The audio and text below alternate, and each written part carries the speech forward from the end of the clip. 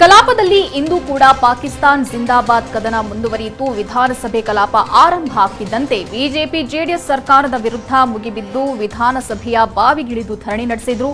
ಪಾಕ್ ಪರ ಘೋಷಣೆ ಕೂಗಿದ ಆರೋಪಿಗಳ ಬಂಧನಕ್ಕೆ ಪಟ್ಟು ಹಿಡಿದ್ರು ಮತ್ತು ಅಮಾನತುಗೊಳಿಸಲು ಸರ್ಕಾರಕ್ಕೆ ಆಗ್ರಹಿಸಿದ್ರು.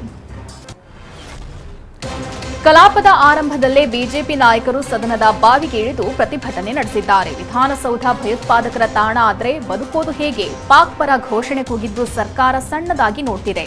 ರಾಜ್ಯ ಸರ್ಕಾರ ಗಪ್ಚುಪ್ಪಾಗಿದೆ ಅಂತ ಆರ್ ಅಶೋಕ್ ಕಿಡಿಕಾರಿದ್ರು. ಇನ್ನು ಧರಣಿ ಮಧ್ಯೆಯೇ ಬಜೆಟ್ ಮೇಲಿನ ಚರ್ಚೆಗೆ ಸಿಎಂ ಸಿದ್ದರಾಮಯ್ಯ ಉತ್ತರ ಕೊಟ್ಟರು. ಪ್ರಕರಣದ ಬಗ್ಗೆ ಸಿಎಂ ಸ್ಪಷ್ಟನೆ ನೀಡುವಂತೆ ಆಗ್ರಹಿಸಿ ವಿಪಕ್ಷಗಳು ಪ್ರತಿಭಟನೆ ನಡೆಸಿ ಭಯೋತ್ಪಾದಕರನ್ನ ರಕ್ಷಿಸುತ್ತಿರುವ ಸರ್ಕಾರ ಎಂದು ಘೋಷಣೆ ಕೂಗಿದ್ರು. ಆದರೆ ಬಜೆಟ್ ಮೇಲಿನ ಚರ್ಚೆಗೆ ಸಿಎಂ ಘೋಷಣೆ ಮಧ್ಯೆಯೂ ಉತ್ತರಿಸಿದ್ರು. ಜೊತೆಗೆ ಸಿಎಂ ಉತ್ತರದ ನಡುವೆಯೇ ಧರಣಿ ಕೂಡ ಮುಂದುವರಿಯಿತು. ದೇಶಭಕ್ತಿಯಲ್ಲಿ ನಾವು ಏನೂ ಕಡಿಮೆ ಇಲ್ಲ ಅಂತ ಸಿಎಂ ಸಿದ್ದರಾಮಯ್ಯ ಗರಂ ಆದ್ರು. ತನಿಖೆ ನಡೀತಿದೆ, 7 ಜನರನ್ನ ಕರೆದು ವಿಚಾರಣೆ ಮಾಡಲಾಗಿದೆ. ದೇಶಭಕ್ತಿ ಬಿಜೆಪಿಗಿಂತ 100 ಪಟ್ಟು ನಮಗೆ ಜಾಸ್ತಿ ಇದೆ. ನಾವು ಸುಮ್ಮನೆ ಕೂತಿಲ್ಲ. ಪಾಕಿಸ್ತಾನ ಪರ ಘೋಷಣೆ ಕೂಗಿದ್ರೆ ಗಂಭೀರ ಕ್ರಮ ತೆಗೆದುಕೊಳ್ಳುತ್ತೆ. ಬಿಜೆಪಿಯವರು ಧರಣಿ ಕೈಬಿಡಿ ಅಂತ ಹೇಳಿದ್ರು. ದೇಶದ್ರೋಹಿಗಳ ಗ್ಯಾರಂಟಿ ಎಂದು ವಿಪಕ್ಷ ಶಾಸಕರ ಕಿಡಿಕಾರಿದ್ರು. ಕಾಂಗ್ರೆಸ್ನ ಗ್ಯಾರಂಟಿ ದೇಶದ್ರೋಹಿಗಳ ಗ್ಯಾರಂಟಿ ಅಂತ ವಿಪಕ್ಷ ಸದಸ್ಯರು ಘೋಷಣೆ ಕೂಗಿದ್ರು. ಈ ವೇಳೆ ಬಿಜೆಪಿಯವರಿಗೆ ಲೂಟಿ ಹೊಡೆಯೋದೇ ಕೆಲಸ ಎಂದು ಸಿಎಂ ಕಿಡಿಕಾರಿದ್ರು. 5 ಗ್ಯಾರಂಟಿಗಳನ್ನ ನಾವು ಜಾರಿ ಮಾಡಿದ್ದೇವೆ. ದೇಶಕ್ಕೆ ಸ್ವಾತಂತ್ರ್ಯ ತಂದುಕೊಟ್ಟಿದ್ದು ಕಾಂಗ್ರೆಸ್ ಅಂತ ಹೇಳಿದ್ರು. ಕಾಂಗ್ರೆಸ್ ಸತ್ತೋಯ್ತು ಅಂತ ಸದನದ ಬಾವಿಯಲ್ಲಿ ಸುತ್ತು ಹೊಡೆಯುತ್ತಾ ಬಿಜೆಪಿ ಸದಸ್ಯರು ಘೋಷಣೆ ಕೂಗಿದರು. ಈ ವೇಳೆ ಸಿಎಂ ಸಿದ್ದರಾಮಯ್ಯ ಗರಂ ಆದ್ರು. ನೀವು ಹೀಗೆ ಭಜನೆ ಮಾಡಿಕೊಂಡು ಇರಬೇಕಷ್ಟೇ, ಜನ ನಿಮಗೆ ಆಶೀರ್ವಾದ ಮಾಡಲ್ಲ ಅಂತ ವ್ಯಂಗ್ಯವಾಡಿದ್ರು. ಸಿಎಂ ಸಿದ್ದರಾಮಯ್ಯ ಬಜೆಟ್ ಮೇಲಿನ ಉತ್ತರ ನೀಡ್ತಾ ಇದ್ದಾಗ ಬಿಜೆಪಿ ಮತ್ತು ಜೆಡಿಎಸ್ ನಾಯಕರು ಸಭಾತ್ಯಾಗ ಮಾಡಿದ್ರು. ಸಭಾತ್ಯಾಗ ಮಾಡಿ ರಾಜಭವನಕ್ಕೆ ದೂರು ಕೊಡೋದಕ್ಕೆ ತೆರಳಿದ್ರು. ಸದನದ ಬಾವಿಯಲ್ಲಿ ಕಾಗದ ಪತ್ರ ಹರಿದು ಆಕ್ರೋಶ ಹೊರಹಾಕಿದ್ರು. ಈ ವೇಳೆ ವಿಧಾನಸಭೆ ಸ್ಪೀಕರ್ ಇದು ಸದನದ ಬಾವಿಯೋ ಅಥವಾ ನಿಮಾನ್ಸೋ ಅಂತ ಗರಂ ಆದ್ರು. ಬಿಜೆಪಿಯವರು ಸಂವಿಧಾನ ವಿರೋಧಿಗಳು ಅಂತ ಸಿಎಂ ಸಿದ್ದರಾಮಯ್ಯ ಕಿಡಿಕಾರಿದ್ರು. ಅನಂತಕುಮಾರ್ ಹೆಗಡೆ ಸಂವಿಧಾನ ಬದಲಾಯಿಸ್ತೀವಿ ಅಂತಂದ್ರು. ಅವರ ವಿರುದ್ಧ ಕ್ರಮ ಕೈಗೊಂಡಿರಲಿಲ್ಲ. ಗಾಂಧೀಜಿಯನ್ನ ಗುಂಡಿಗೆ ಕೊಂದವನನ್ನ ಪೂಜೆ ಮಾಡ್ತಾರೆ. ಇವರು ನಮಗೆ ದೇಶದ್ರೋಹದ ಪಾಠ ಮಾಡ್ತಾರೆ. ದೇಶದ ಬಗ್ಗೆ ಮಾತನಾಡೋ ನೈತಿಕತೆ ಬಿಜೆಪಿಗೆ ಇಲ್ಲ ಅಂತಂದ್ರು. ಇಂದಿನ ಕಲಾಪದಲ್ಲಿ ಜೈ ಶ್ರೀರಾಮ್ ಮತ್ತು ಜೈ ಸೀತಾರಾಮ್ ಘೋಷಣೆ ಮೊಳಗಿತು. ಬಿಜೆಪಿ ಶಾಸಕರು ಶ್ರೀರಾಮ್ ಅಂತ ಘೋಷಣೆ ಕೂಗಿದ್ರು. ಈ ವೇಳೆ ಪ್ರತಿಕ್ರಿಯಿಸಿದ ಸಿದ್ದರಾಮಯ್ಯ ಜೈ ಜೈ ಸೀತಾರಾಮ್ ಅಂದ್ರು. ತಲೆಯಲ್ಲಿ ಮೆದುಳಿಲ್ಲ, ತಲೆ ಖಾಲಿಯಾಗಿದೆ. ರಾಮಾಯಣ ಮಹಾಭಾರತನೂ ಇವರು ಓದ್ಕೊಂಡಿಲ್ಲ. ಶ್ರೀರಾಮನ ದೇವಸ್ಥಾನ ನಾನು ಕಟ್ಟಿಸಿದ್ದೇನೆ ಅಂತ ಗುಡುಗಿದ್ರು. ಮೋದಿ ಎದುರು ಮಾತನಾಡಲು ಇವರಿಗೆ ಧಮ್ಮಿಲ್ಲ ಅಂತ ಸಿಎಂ ಸಿದ್ದರಾಮಯ್ಯ ಬಿಜೆಪಿ ನಾಯಕರ ಕಾಲೆಳೆದ್ರು. ಕರ್ನಾಟಕಕ್ಕೆ ಕೇಂದ್ರ ಸರ್ಕಾರದಿಂದ ಅನ್ಯಾಯವಾಗಿದೆ. ರಾಜ್ಯಕ್ಕೆ ಆದ ಅನ್ಯಾಯವನ್ನ ಸಮರ್ಥನೆ ಮಾಡಿಕೊಳ್ತಿದ್ದಾರೆ ಅಂತ ಬಿಜೆಪಿ ವಿರುದ್ಧ ಕೆಂಡಾಮಂಡಲರಾದ್ರು. ಆರ್ಎಸ್ಎಸ್ ಎಂದಾದರೂ ಸ್ವಾತಂತ್ರ್ಯ ಹೋರಾಟದಲ್ಲಿ ಭಾಗಿಯಾಗಿತ್ತಾ ಅಂತ ಸಿಎಂ ಸಿದ್ದರಾಮಯ್ಯ ವಾಗ್ದಾಳಿ ಮಾಡಿದ್ದಾರೆ. ಬಿಜೆಪಿ ಆರ್ಎಸ್ಎಸ್ನವರು ಸ್ವಾತಂತ್ರ್ಯ ಹೋರಾಟದಲ್ಲಿ ಭಾಗಿಯಾಗಿಲ್ಲ. ಸಂವಿಧಾನ ವಿರೋಧಿಗಳು, ಅಭಿವೃದ್ಧಿ ಕೆಲಸಗಳು ಬಿಜೆಪಿಯವರಿಗೆ ಬೇಕಿಲ್ಲ.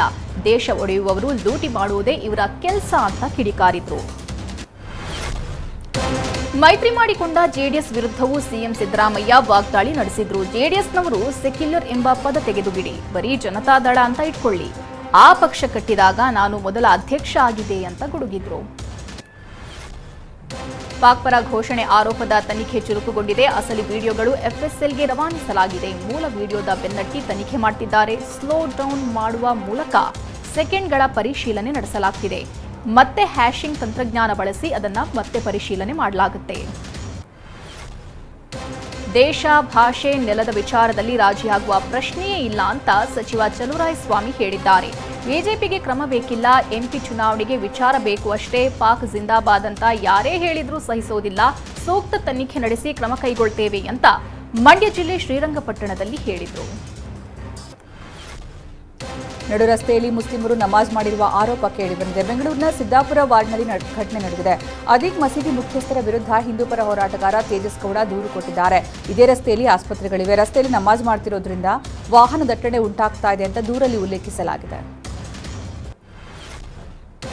ರಾಜ್ಯಾದ್ಯಂತ ನಾಳೆಯಿಂದ ದ್ವಿತೀಯ ಪಿಯು ಪರೀಕ್ಷೆ ಆರಂಭವಾಗಲಿದೆ. ಮಾರ್ಚ್ 22ರವರೆಗೆ ಪರೀಕ್ಷೆ ನಡೆಯುತ್ತೆ. ಪರೀಕ್ಷಾ ಕೇಂದ್ರಗಳ ಸುತ್ತಲಿನ 200 ಮೀಟರ್ ವ್ಯಾಪ್ತಿಯಲ್ಲಿ ನಿಷೇಧಾಜ್ಞೆ ಜಾರಿ ಮಾಡಲಾಗಿದೆ. ಪರೀಕ್ಷಾ ಕೇಂದ್ರಗಳ 200 ಮೀಟರ್ ವ್ಯಾಪ್ತಿಯಲ್ಲಿ ಜೆರಾಕ್ಸ್ ಅಂಗಡಿ ಬಂದ್ ಆಗಿರಲಿದೆ. ಬೀದರ್ನಿಂದ ಹೊರಡಿದ ಚಕ್ರವರ್ತಿ ಸೂಲಿಬೆಲೆಯನ್ನು ಪೊಲೀಸರು ತಡೆದಿದ್ದಾರೆ. ಕಲಬುರಗಿ ಜಿಲ್ಲೆ ಕಮಲಾಪುರ ಬಳಿ ಮಧ್ಯರಾತ್ರಿ ಹೈಡ್ರಾಮಾವಾಗಿದೆ. ಕಲಬುರಗಿ ಜಿಲ್ಲೆಗೆ ಪ್ರವೇಶ ನಿರ್ಬಂಧಿಸಿ ಉಪವಿಭಾಗಾಧಿಕಾರಿ ರೂಪೇಂದ್ರ ಕೌರ್ ಆದೇಶ ಹೊರಡಿಸಿದ್ದಾರೆ. ಸೂಲಿಬೆಲೆ ಪ್ರಚೋದನಕಾರಿ ಭಾಷಣದಿಂದ ಪರಿಸ್ಥಿತಿ ಹದಗೆಡುತ್ತೆ ಅಂತ ನಿರ್ಬಂಧ ಹೇರಲಾಗಿದೆ. ಸೇನಾ ಪರೀಕ್ಷೆಯಲ್ಲಿ ಫೇಲ್ ಆಗಿದ್ದಕ್ಕೆ ಯುವಕ ಆತ್ಮಹತ್ಯೆ ಮಾಡಿಕೊಂಡಿದ್ದಾನೆ. ಚಿಕ್ಕಮಗಳೂರು ಜಿಲ್ಲೆ ಶೃಂಗೇರಿ ತಾಲೂಕಿನ ಎಡದಾಳು ಗ್ರಾಮದಲ್ಲಿ ಘಟನೆ ನಡೆದಿದೆ. 23 ವರ್ಷದ ಕಾರ್ತಿಕ್ ಸಾವಿಗೆ ಶರಣಾಗಿದ್ದಾನೆ. ಸೇನೆಗೆ ಸೇರಬೇಕು ಅಂತ ಕಾರ್ತಿಕ್ 2 ವರ್ಷದಿಂದ ಪ್ರಯತ್ನಿಸ್ತಾ ಇದ್ರು. ಈ ಬಗ್ಗೆ ಡೆತ್ ನೋಟ್ ಬರೆದಿಟ್ಟು ಆತ್ಮಹತ್ಯೆ ಮಾಡಿಕೊಂಡಿದ್ದಾರೆ. ಬೆಂಗಳೂರಿನ ಬ್ಯಾಡರಹಳ್ಳಿ ಪೊಲೀಸರು ಕುಖ್ಯಾತ ಮನೆಗಳ್ಳನನ್ನ ಬಂಧಿಸಿದ್ದಾರೆ. ಕಾಂತರಾಜು ಅಲಿಯಾಸ್ ಮೋರಿಕಾಂತ ಅರೆಸ್ಟ್ ಆಗಿದ್ದಾನೆ. ಕಳೆದ ನವೆಂಬರ್ನಲ್ಲಿ ಮಹೇಶ್ ಎಂಬಾತನ ಮನೆಯಲ್ಲಿ ಕಳ್ಳತನ ಮಾಡಿದ್ದ ಫಿಂಗರ್ ಪ್ರಿಂಟ್ ಪರಿಶೀಲನೆ ವೇಳೆ ಮೋರಿಕಾಂತ ಸಿಕ್ಕಿಬಿದ್ದಿದ್ದಾನೆ. ಸದ್ಯ ಆರೋಪಿಯಿಂದ 3,50,000 ಮೌಲ್ಯದ ಚಿನ್ನಾಭರಣ ವಶಕ್ಕೆ ಪಡೆಯಲಾಗಿದೆ. ಲೈಂಗಿಕ ದೌರ್ಜನ್ಯ ಪ್ರಕರಣದ ಆರೋಪಿ ಟಿಎಂಸಿ ನಾಯಕ ಶೇಖ್ ಶಹಜಾನ್ ಕೊನೆಗೂ ಅರೆಸ್ಟ್ ಆಗಿದ್ದಾನೆ. ಪಶ್ಚಿಮ ಬಂಗಾಳ ಸಂದೇಶ್ ಖಾಲಿ ಗ್ರಾಮದಲ್ಲಿ ದೌರ್ಜನ್ಯ ಎಸಗಿದ್ದ ಆರೋಪ ಕೇಳಿಬಂದಿತ್ತು. ಭೂ ಕಬಳಿಕೆ ಸೇರಿದಂತೆ ಈತನ ವಿರುದ್ಧ ಅನೇಕ ಪ್ರಕರಣ ದಾಖಲಾಗಿದೆ. 50 ದಿನಗಳ ಬಳಿಕ ಅರೆಸ್ಟ್ ಆಗಿದ್ದಾನೆ. ಆರೋಪಿಯನ್ನ 10 ದಿನ ಪೊಲೀಸ್ ಕಸ್ಟಡಿಗೆ ನೀಡಿ ಕೋರ್ಟ್ ಆದೇಶ ನೀಡಿದೆ. ವಧುವರ ಲುಕ್ನಲ್ಲಿ ಬಿಗ್ ಬಾಸ್ ಸೀಸನ್ 10ರ ಸ್ಪರ್ಧಿಗಳಾದ ಕಾರ್ತಿಕ್ ಮತ್ತು ನಮ್ರತಾ ಮಿಂಚಿದ್ದಾರೆ. ವಧುವರರಂತೆ ಕಾಣುವ ಕಾರ್ತಿಕ್ ನಮ್ರತಾ ವಿಡಿಯೋ ನೋಡಿದ ನೆಟ್ಟಿಗರು ಶಾಕ್ ಆಗಿದ್ದಾರೆ. ಸದ್ಯ ಈ ಜೋಡಿ ಚಿನ್ನಾಭರಣದ ಖಾಸಗಿ ಕಾರ್ಯಕ್ರಮಕ್ಕಾಗಿ ಈ ವೇಷ ಧರಿಸಿದ್ದಾರೆ. ಇಬ್ಬರ ಮದುವೆಯ ಲುಕ್ ಸಾಮಾಜಿಕ ಜಾಲತಾಣದಲ್ಲಿ ವೈರಲ್ ಆಗಿದೆ. ಬಾಲಿವುಡ್ ತಾರಾ ಜೋಡಿ ದೀಪಿಕಾ ಪಡುಕೋಣೆ ಮತ್ತು ರಣವೀರ್ ದಂಪತಿ ಮೊದಲ ಮಗುವಿನ ನಿರೀಕ್ಷೆಯಲ್ಲಿದ್ದಾರೆ. ದೀಪಿಕಾ ಪಡುಕೋಣೆ ಗರ್ಭಿಣಿ ಆಗಿರೋದನ್ನ ಇನ್ಸ್ಟಾಗ್ರಾಂನಲ್ಲಿ ಹೇಳಿಕೊಂಡಿದ್ದಾರೆ. ಸೆಪ್ಟೆಂಬರ್ನಲ್ಲಿ ದೀಪಿಕಾ ಪಡುಕೋಣೆಗೆ ಹೆರಿಗೆ ಆಗಲಿದೆ. 2018ರಲ್ಲಿ ಇವರಿಬ್ಬರು ಮದುವೆಯಾಗಿದ್ರು.